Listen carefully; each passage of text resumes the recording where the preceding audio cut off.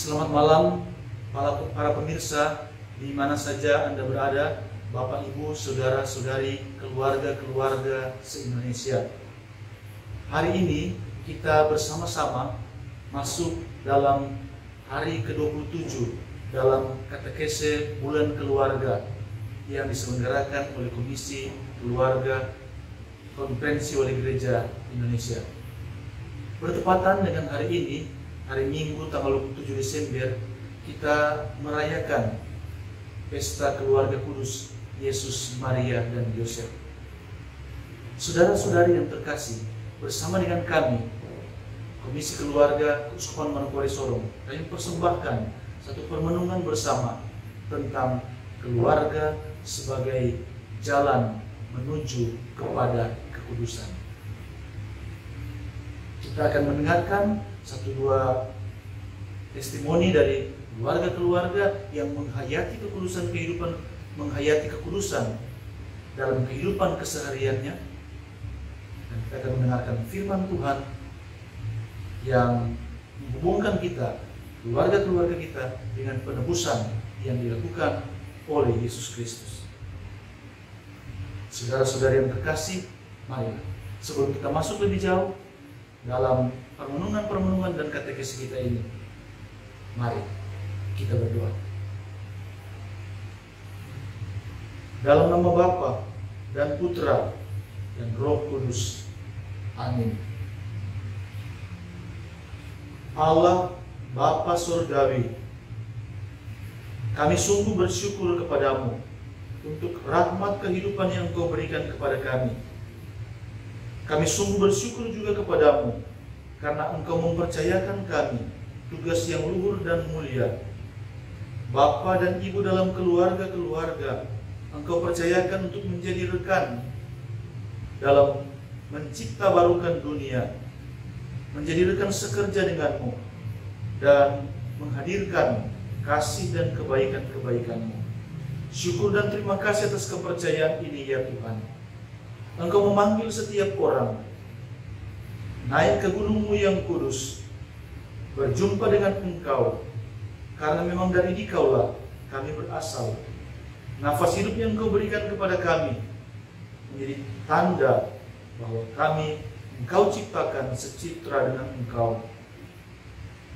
Semoga dalam kehidupan kami setiap hari,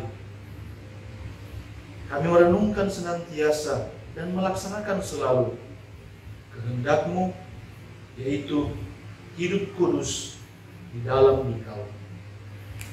Semoga keluarga-keluarga kami tumbuh dan berkembang, berbuah dan menghasilkan buah-buah yang manis bagi kehidupan bersama. Allah, sumber segala kekudusan, perlengkapilah kami dengan berkat-berkat-Mu yang maha kuasa, dan tinggilah keluarga-keluarga kami yang berjuang dalam keseharian hidup mereka untuk menuju kepada-Mu. Engkau telah membantu kami, Engkau telah memperlengkapi kami. Kami percaya Engkau juga akan menyempurnakan karya-karya-Mu dalam keluarga-keluarga kami. Oleh karena itu ya Tuhan, bersabdalah ya Tuhan, maka kami akan mendengarkannya, melaksanakannya dengan penuh sukacita dan penuh kegembiraan. Di dalam nama Yesus Kristus, Tuhan dan Penyelamat kami, yang lahir mulia dan menebus kami, yang memanggil kami menuju kepada kebangkitan. Dialah Tuhan kami, yang bersama Bapa dan Roh Kudus Allah yang kekal, hidup dan mencintai kami sepanjang segala masa. Amin. Dalam nama Bapa dan Putra dan Roh Kudus. Amin. Bapak, Ibu, saudara-saudari yang terkasih, kehidupan berkeluarga merupakan kehidupan yang normal dan biasa dialami oleh setiap orang. Bukan hanya khas bagi orang-orang Katolik. Orang-orang dari agama lain pun menjalani kehidupan berkeluarga hari demi hari. Bahkan siapapun yang tak beragama menjalani hidup berkeluarga. Akan tetapi ada sesuatu yang berbeda antara hidup berkeluarga jemaat-jemaat Tuhan, umat kita, dan orang-orang yang menjalani hidup berkeluarga dengan caranya masing-masing. Di mana letak pembedanya? Letak pembedanya adalah bahwa hidup berkeluarga dikuduskan dan diangkat pada tataran sakramen, bukan semata-mata persekutuan hidup manusiawi, tetapi juga yang berciri ilahi. Keluarga-keluarga menghayati hidup berkeluarga dengan segala dinamika dan jatuh bangunnya dalam kaitannya dengan Tuhan sendiri.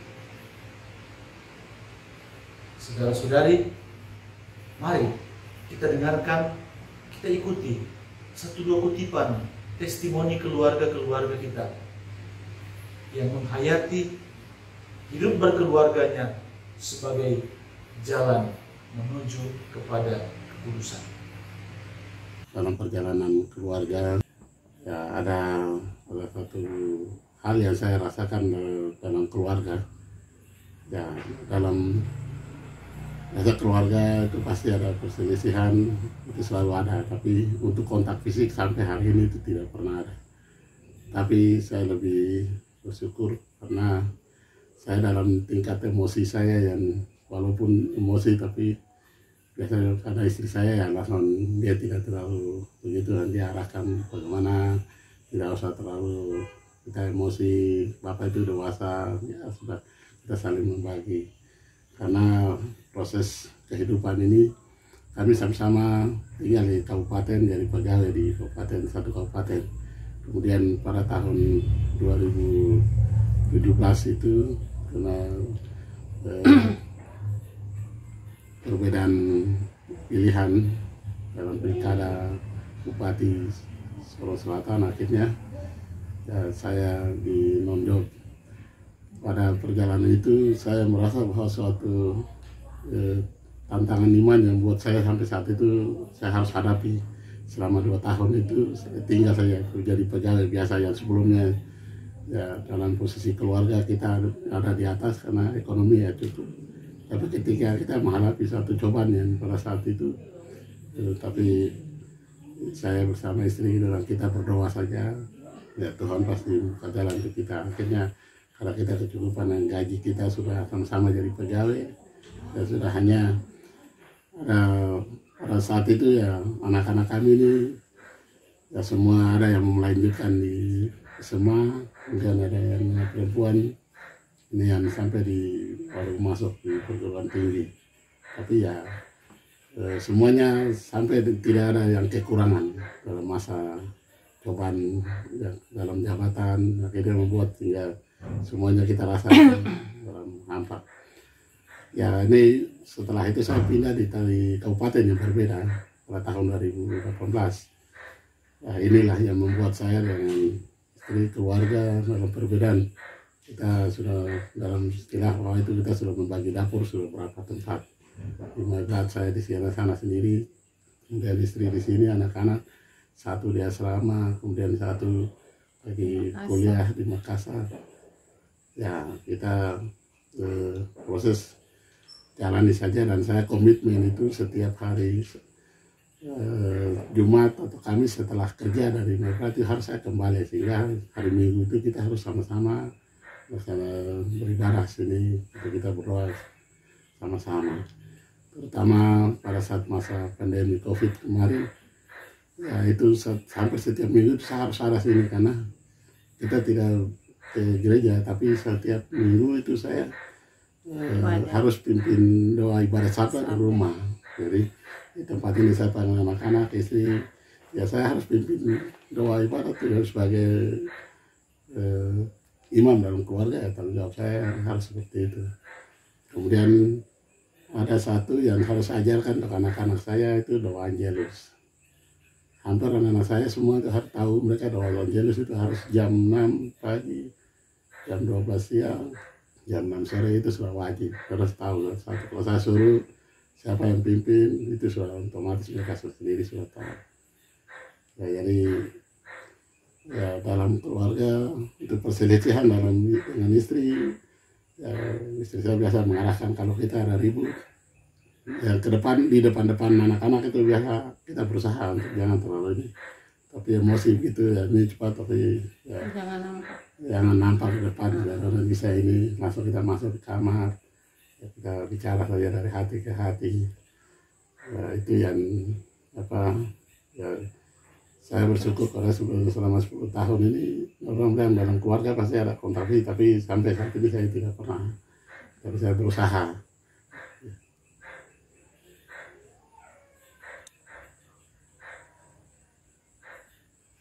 Ya, terima kasih. Dalam kehidupan rumah tangga kami, untuk anak-anak ini biasanya agak sulit sih untuk mendidik mereka, karena tipe dan karakter mereka kadang berbeda-beda. Ada yang nurut, ada yang harus dengan kasar. Tapi ya kita sebagai orang tua harus mengalah lah. Terus dari mereka kecil selalu saya arahkan, waktu masih sebelum COVID kan itu bebas kita ibadah, jadi harus sekolah minggu apa begitu. Tapi setelah ada COVID setengah mati, kita marahkan dorang untuk ibadah apa, kadang kita bertengkar dulu, marah-marah.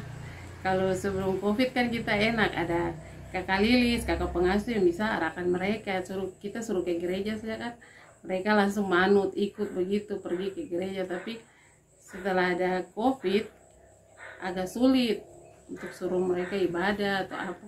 Tapi ya lambat laun mereka dengan pelan-pelan mereka ikut. Terus faktor-faktor yang jadi hambatan dalam rumah tangga di saat pandemi COVID, kita orang tua sebagai guru, itu yang kita sulit. Sebagai ibu rumah tangga, kantor, terus di saat kita sedang masak nanti anak bilang, "Mama, soal ini bagaimana?" Kadang kita jawab dengan marah-marah, tidak sabaran begitu. Tapi ya puji Tuhan, kemarin si Panana semua dapat nilai yang bagus, walaupun dalam pandemi COVID. Kami berdua sudah berkeluarga 8 tahun, mempunyai 2 anak, putri dan putra. Satu berumur 8 tahun, yang kedua berumur 3 tahun. Pengalaman dalam berkeluarga kami biasanya ada tantangan, tetapi kami berdua selalu support dalam segala hal, terlebih khusus dalam gereja, dalam lingkungan. Apalagi suami saya sebagai ketua lingkungan, sedangkan saya sebagai ibu rumah tangga biasa saja. Tetapi saya selalu support suami saya, membantu dia dalam melayani, terutama untuk mengingatkan umat lingkungan ada kegiatan apa saja di gereja. Mungkin ditambah.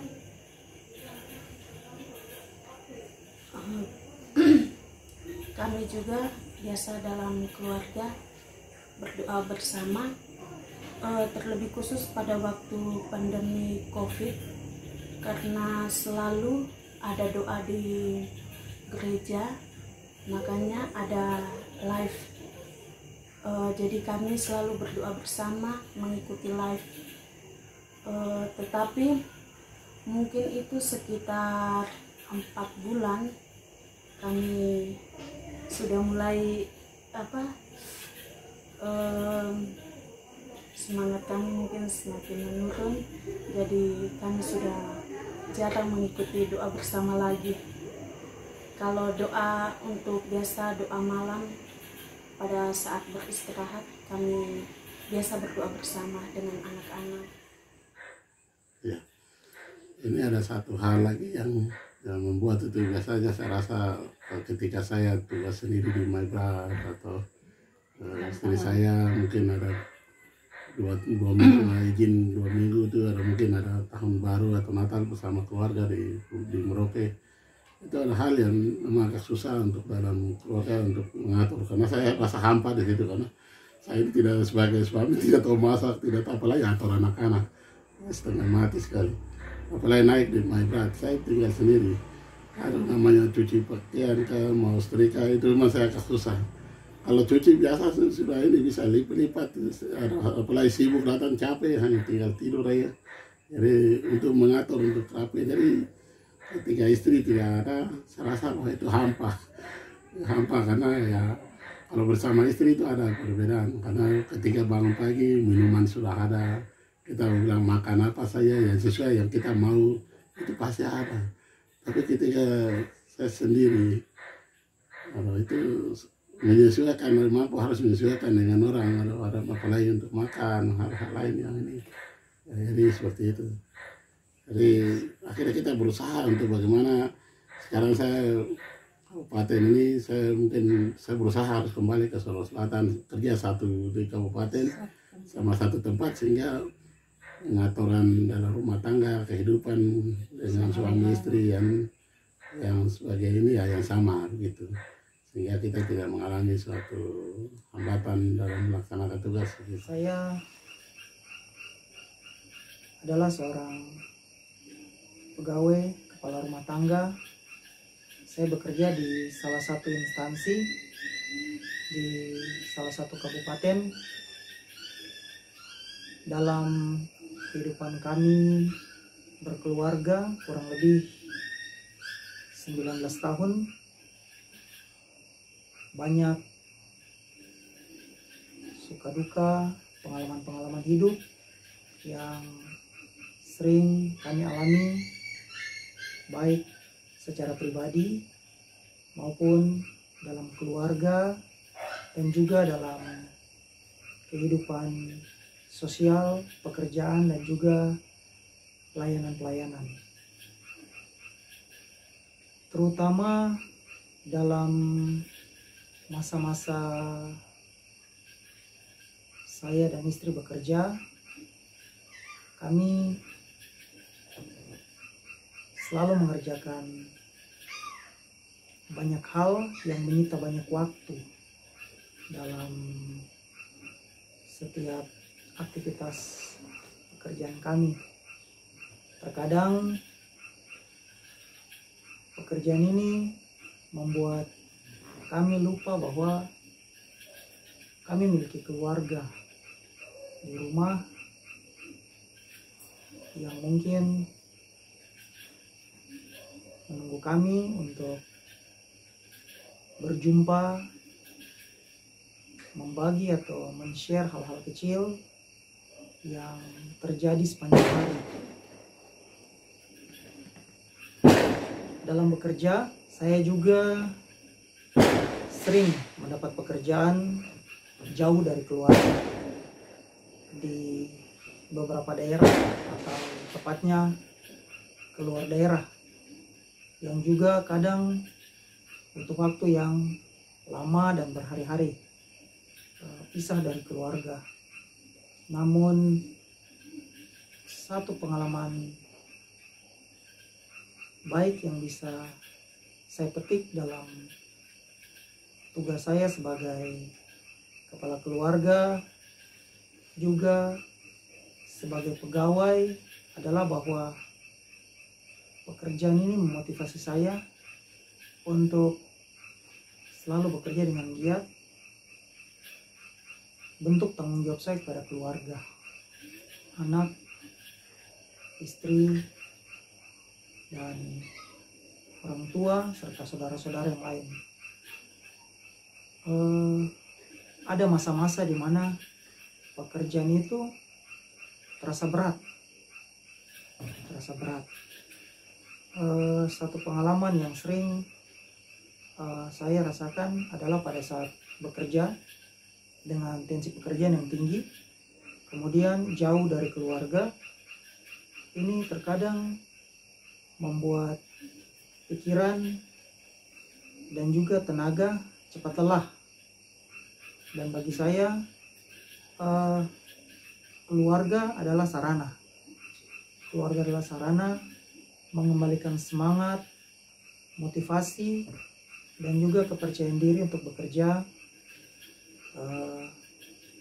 bertanggung jawab kepada keluarga. Itu yang pengalaman baik yang sering atau yang bisa saya petik dari semua pengalaman-pengalaman saya. Saya adalah seorang ibu rumah tangga, juga bekerja sebagai pegawai negeri sipil satu instansi di salah satu kabupaten. Saya dalam bekerja banyak sekali tanggung jawab yang diberikan kepada saya, tetapi saya juga harus bekerja sebagai ibu rumah tangga dalam mengurus rumah. Karena suami banyak sekali pekerjaan keluar, maka saya banyak menghandle pekerjaan di rumah. Kadang juga saya punya waktu habis di kantor, tapi bagaimana saya harus membagi waktu untuk bisa menyelesaikan semua pekerjaan di rumah.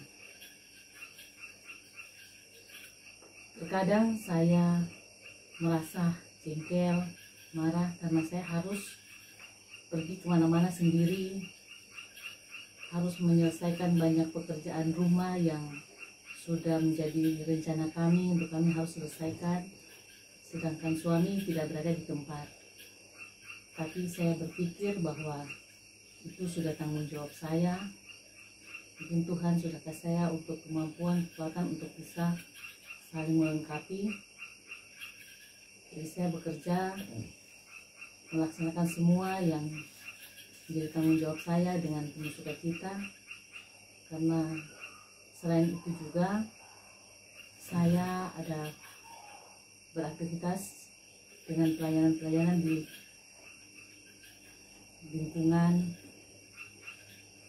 Saya pikir itu menjadi motivasi saya untuk saling membantu dalam rumah tangga kami. Dengan saya melaksanakan pekerjaan di kantor, di rumah, saya bisa menghayati bahwa itu adalah suatu jalan untuk mencapai kekudusan.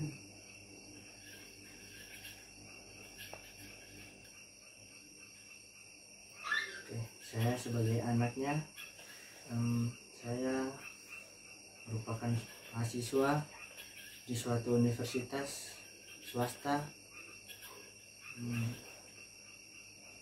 Saya sebagai mahasiswa memiliki tugas dan tanggung jawab sebagai pelajar, yaitu mengerjakan tugas, juga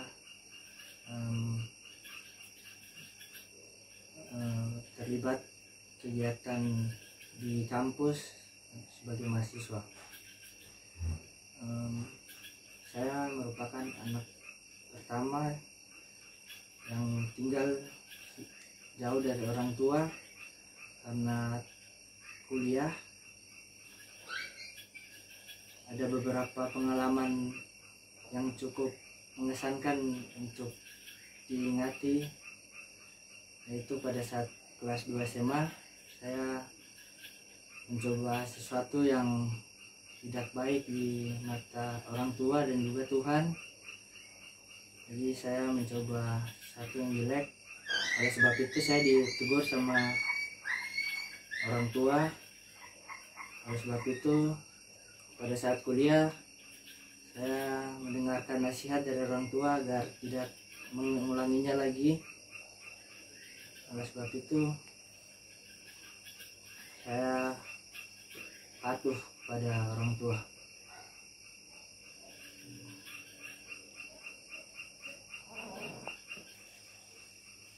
Oleh karena itu, karena sudah jauh dari orang tua, saya tidak melakukan hal tersebut bukan karena takut, melainkan saya mencermati apa yang sudah dinasihat oleh orang tua. Makanya oleh sebab itu saya tidak melakukannya lagi. Dengan ini juga saya menghayati hal tersebut sebagai jalan menuju arah yang lebih baik. Dalam setiap pergumulan hidup kami, pekerjaan, pelayanan, apapun yang kami lakukan, kami kemudian tahu, sadar dan benar-benar menghayati bahwa keluarga adalah muara sukacita, membawa kami semua bisa berkumpul, berbagi, berdoa bersama, saling menguatkan, menuju pada hidup yang menguduskan. Keluarga adalah kekuatan, adalah sukacita, adalah cinta kasih bersama. Untuk itu apapun yang kami lakukan, aktivitas apapun yang kami kerjakan, ujung-ujungnya, muaranya, kami akan kembali kepada keluarga, berkumpul, membagi beban, membagi sukacita sebagai sarana-sarana hidup kami, agar hidup pengalaman kami juga dapat berguna, bermanfaat bagi sesama kami. Saudara-saudari yang terkasih, mari bersama-sama kita membaca dari firman Tuhan yang diambil dari Injil Matius bab 28 tentang peristiwa kebangkitan Yesus.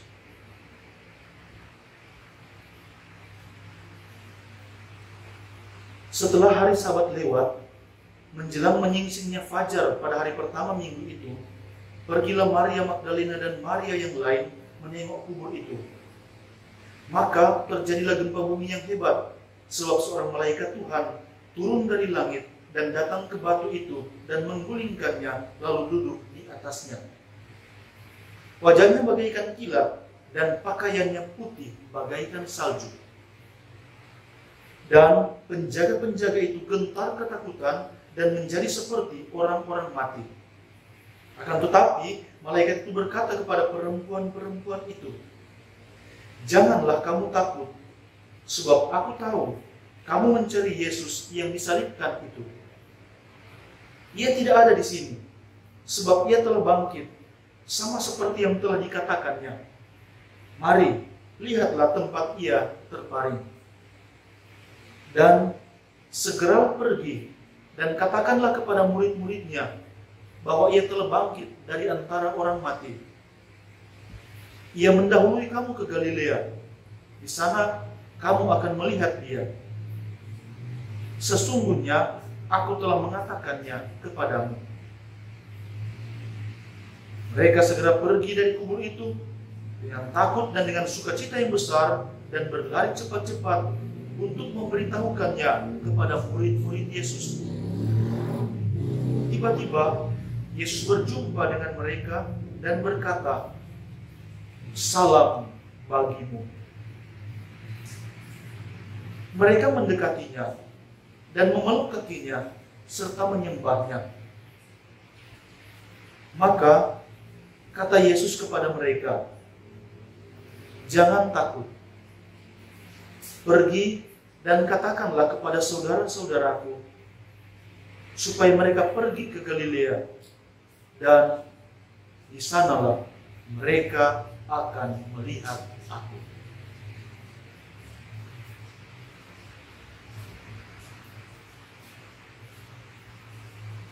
Demikianlah Injil Tuhan.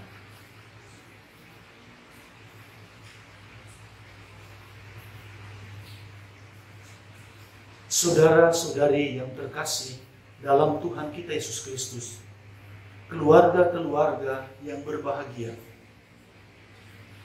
Banyak orang berpikir bahwa kekudusan itu wow, besar, dahsyat, dan seringkali orang berpikir bahwa kekudusan itu harus terjadi atas cara-cara yang dahsyat. Ibarat terjadi suatu mujizat, tanda heran yang luar biasa, di luar dari kebiasaan. Banyak juga yang berpikir kekudusan itu bagaikan suatu wangsit yang tiba-tiba datang dan mengubah secara drastis segala sesuatu. Memang ada unsur perubahan di dalamnya. Tetapi ada dimensi-dimensi lain. Baiklah, mari kita belajar dari firman Tuhan yang kita dengarkan tadi dari Injil Matius bab 28.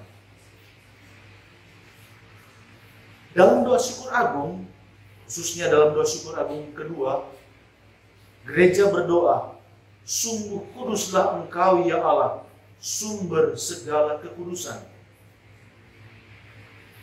Kekudusan hanya dari Allah asalnya. Manusia mengambil bagian di dalam kekudusan Allah. Bagaimana manusia bisa mengambil bagian dalam kekudusan Allah? Bukan karena prestasi manusia, bukan karena usaha manusia semata-mata, bukan karena inisiatif manusia pertama-tama, melainkan karena Allah pertama-tama berinisiatif, karena Allah yang datang menyapa manusia. Allah datang kepada manusia dengan segala kekuasaannya dan kemuliaannya. Dan inilah yang merasuki kehidupan manusia sehingga manusia pun mengalami kekudusan Allah. Kekudusan dari Allah asalnya. Seringkali kekudusan itu digambarkan dalam kitab suci sebagai cahaya yang terang benderang, putih yang berkilau-kilauan, sesuatu yang bersifat murni, yang tak bercampur, yang menjadi nada dasar dari segala sesuatu. Belum bercampur, tidak terkontaminasi, asli, asali. Dalam bagian-bagian kitab suci digambarkanlah dengan pengungkapan-pengungkapan seperti yang kita dengarkan dalam Injil tadi. Malaikat yang berpakaian putih berkilau-kilauan, atau seperti malaikat yang datang mengunjungi Maria, memberi kabar kepada Maria bahwa dia akan mengandung. Suatu cahaya yang terang benderang. Pemazmur pun mengatakan demikian. Dalam terangmu kami melihat terang. Kekudusan digambarkan dalam bentuk cahaya yang terang benderang. Demikian halnya juga ketika Yesus berada di atas puncak gunung bersama dengan murid-muridnya dan mereka melihat Yesus yang berpakaian putih berkilau-kilauan dalam cahaya yang tak tertahankan. Ada banyak sekali penggambaran, tapi mau mengungkapkan bahwa ada suatu keaslian yang asali dalam Yesus. Bapak, Ibu, saudara-saudari yang terkasih, kekudusan yang digambarkan dengan macam-macam cara inilah yang menjadi model kehidupan, yang terpancar dalam kehidupan keluarga-keluarga, yang menerangi kehidupan keluarga-keluarga, sehingga keluarga-keluarga bisa melihat mana yang asali, mana yang sejati, dan mana yang tempelan. Kita seringkali mengalami bahwa yang asli tidak tampak lagi karena yang tempelan terlalu banyak, aksesoris berlebihan, sehingga yang asali tak kelihatan lagi. Orang menjadi kabur gambarannya tentang Allah yang kudus karena banyak hal tempelan-tempelan duniawi, baik menyangkut perasaan, pikiran, rencana, obsesi, pun emosi manusiawi. Belum lagi dengan macam-macam fasilitas yang seringkali menempel dalam bukan hanya tubuh manusia, tapi terutama pikiran dan hati. Kekudusan Allah seringkali menjadi kabur karena ada banyak macam kepentingan manusiawi. Keluarga-keluarga pun mengalami problem-problem yang sama. Akan tetapi, meskipun mengalami problem-problem, meskipun mengalami tantangan-tantangan, meskipun mengalami macam-macam hambatan itu, tetapi kita bisa belajar bahwa keluarga yang betul-betul mau tumbuh dan berkembang dalam kekudusan Allah akan berusaha untuk mencari jalan keluar, akan berusaha untuk mencari bentuk-bentuk pengekspresian hidup benar di hadapan Allah.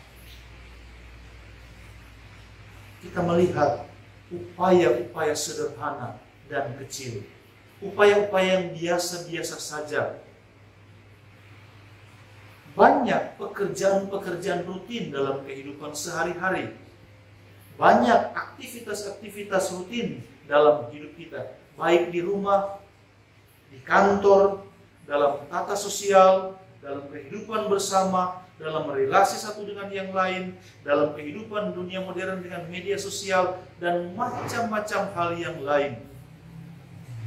Ini sesungguhnya menjadi medan orang untuk mengungkapkan dirinya, orang untuk mengungkapkan bagaimana dia ditarik kepada kekudusan dan berusaha untuk mewujudkan kekudusan itu dalam aspek-aspek hidupnya sehari-hari.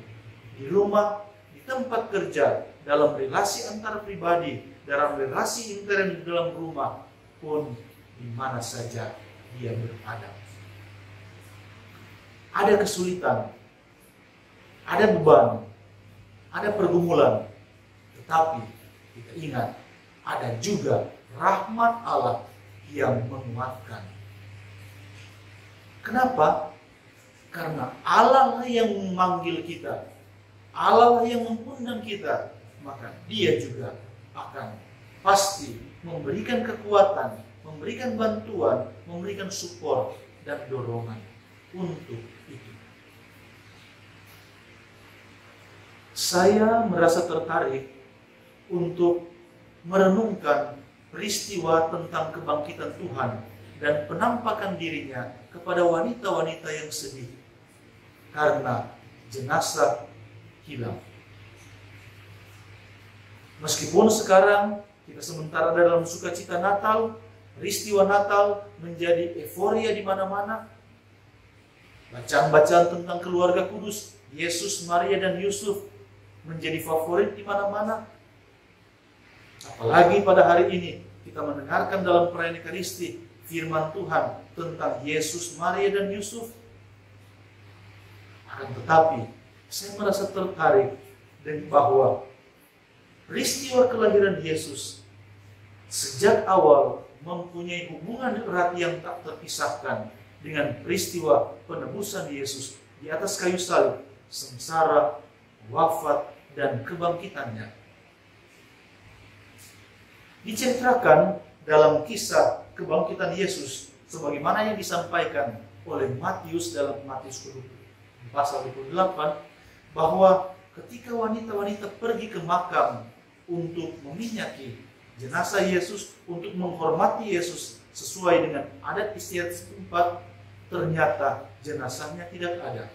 Malaikat Tuhan turun tempat itu dalam cahaya yang berkilau-kilauan dan menyampaikan pesan Yesus. Sampaikan kepada saudara-saudara bahwa Yesus menunggu mereka di Galilea. Yesus pun berjumpa dengan wanita-wanita itu dan mengatakan hal yang sama. Aku menunggu kamu di Galilea. Apa itu Galilea?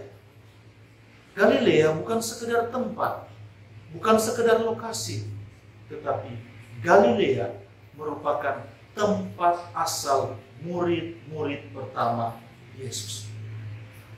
Pengikut-pengikut Yesus, inner cycle Yesus, berasal dari Galilea. Mereka adalah nelayan-nelayan yang pekerjaannya sehari-hari dengan kapal, dengan perahu, dengan pukat, dengan danau, dengan jual beli ikan. Mereka lah orang-orang sederhana, bukan kelompok orang-orang bangsawan dan istana. Orang-orang biasa, berasal dari keluarga-keluarga biasa, dengan segala keunggulan, tapi juga dengan segala keterbatasannya. Dari sanalah mereka berasal. Dan ketika Yesus bangkit dari antara orang mati, Dia berpesan kepada murid-murid, kepada wanita-wanita yang mencari Dia, aku akan menjumpai kamu di Galilea. Sesungguhnya keluarga-keluarga kita, rumah tangga kita merupakan Galilea hidup kita. Hidup rutin sehari-hari, hidup yang biasa-biasa, hidup yang normal, dengan segala aktivitas pagi sampai malam yang berulang terus-menerus. dalam peristiwa hidup sehari-hari kita, disitulah Tuhan berjumpa dengan kita.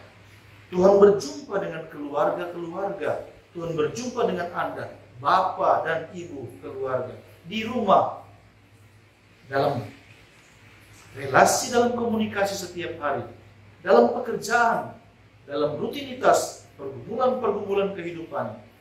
Itulah Galilea kehidupan kita. Kekudusan Allah ada di situ. Tuhan menunggu kita di situ.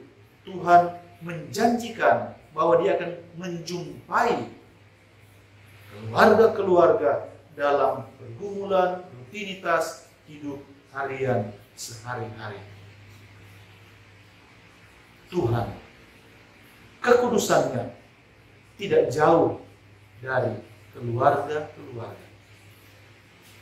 Oleh sebab itu, kita diajar untuk menghayati hidup sehari-hari, hidup biasa-biasa, sebagai jalan untuk mengalami perjumpaan dengan Tuhan. Kewajiban-kewajiban, aktivitas-aktivitas yang dibuat setiap hari, disinilah medan perjumpaan dengan Tuhan yang kudus itu. Allah, sumber segala kekudusan, berjumpa dengan kita, berjumpa dengan keluarga-keluarga dalam dinamika hidup setiap hari.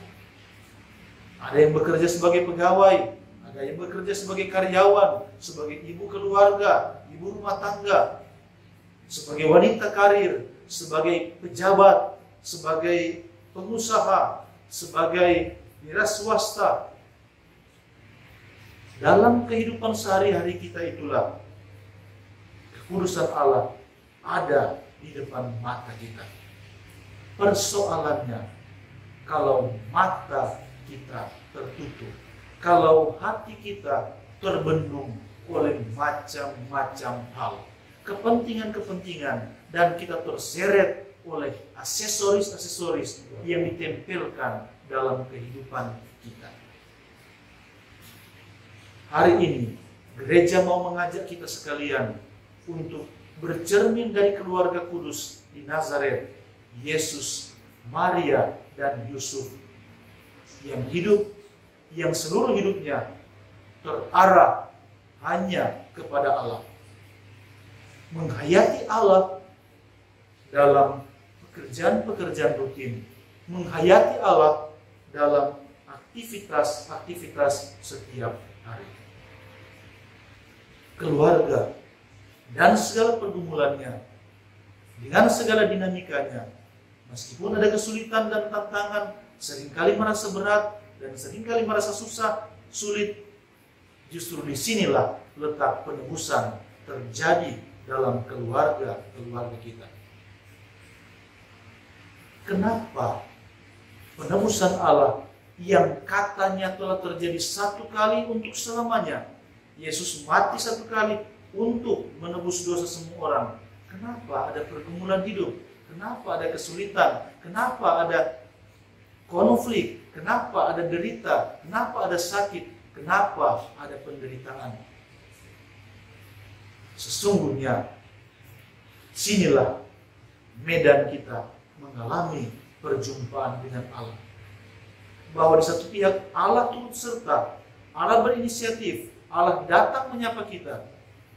Tetapi di lain pihak manusia pun perlu berusaha, perlu berupaya untuk menjawab ya, menjawab secara positif atas sapaan Allah itu.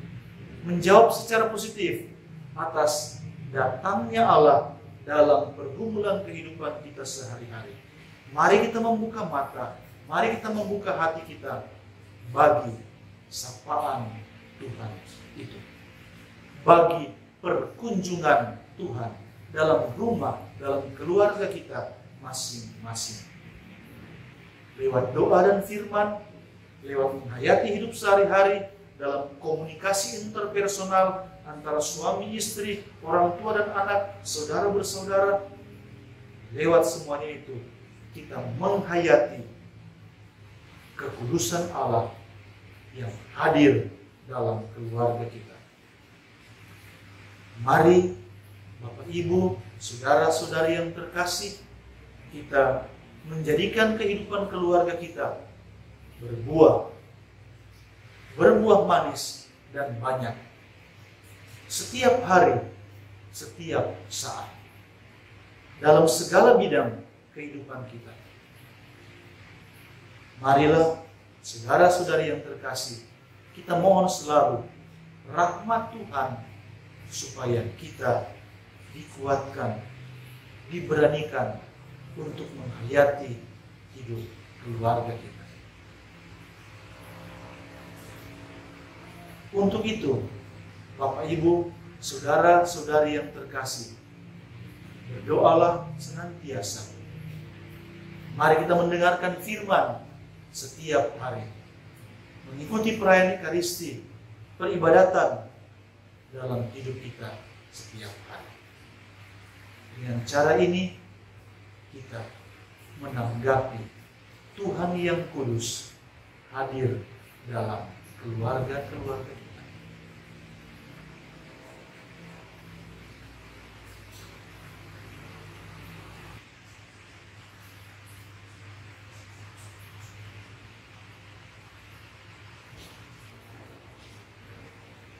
Saudara-saudari yang terkasih, demikianlah satu dua katekese bagi kita bagaimana keluarga-keluarga berjalan menuju kepada kekudusan dengan menghayati hidup sehari-hari biasa-biasa, dan disitulah perjumpaan dengan Tuhan terjadi. Kami, Komisi Keluarga Keuskupan Manokwari Sorong, mengucapkan selamat bagi keluarga-keluarga. Selamat bercermin dari keluarga kudus Nazaret, Yesus, Maria, dan Yusuf. Mari kita berjalan menuju Gunung Kudus Tuhan, bersama-sama bergandengan tangan. Meskipun ada kesulitan, meskipun ada pergumulan, Tuhan selalu membantu. Untuk itu saudara-saudari yang terkasih, semoga saudara-saudari sekalian, keluarga-keluarga diberkati oleh Allah yang Maha Pengasih dan Maha Penyayang, Bapa dan Putra dan Roh Kudus. Amin. Selamat malam dan terima kasih.